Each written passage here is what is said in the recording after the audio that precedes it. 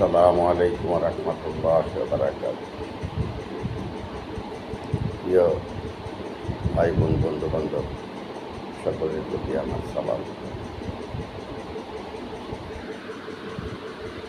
আজ শুক্রবার জুমার নামাজ শেষ করে বাসায় আসলাম।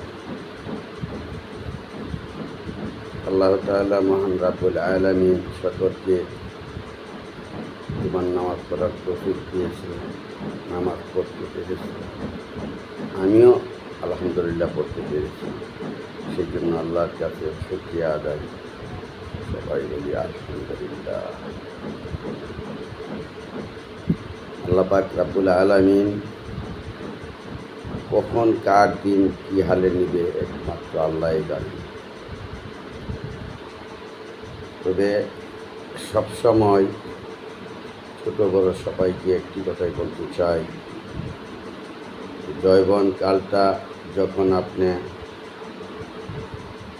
পরিশ্রমী এবং মেধাবী হয়ে ওই সময় যখন আপনার একটা সুদিনে আসে, ওই সময়টায় অনেক কিছু চিন্তা আপনাকে চলতে হবে।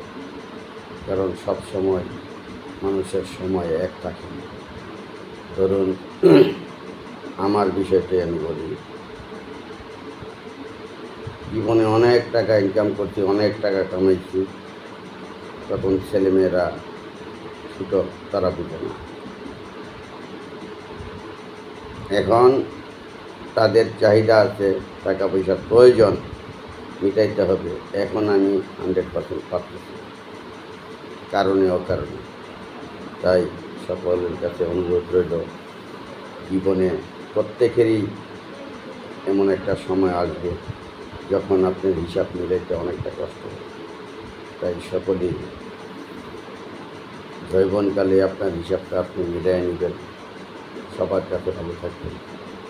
যাদের জন্য সব কিছু করেছেন, লক্ষ লক্ষ টাকা ব্যয় করতেন, জীবনের যৌবনটা শেষ করতেন, তারাই একদিন আপনাকে বলবে জীবনে কী করছেন, কার জন্য করছেন, কারে কী করছেন।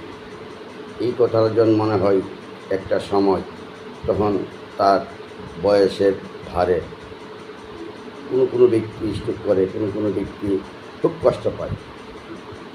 এই কষ্টটা যেন কেউ না পাইতে হয়, একটা পর্যায়ে থাকতে পারেন, সেই ব্যাপারে সকলেই সতর্ক এবং সাবধান হয়ে যান।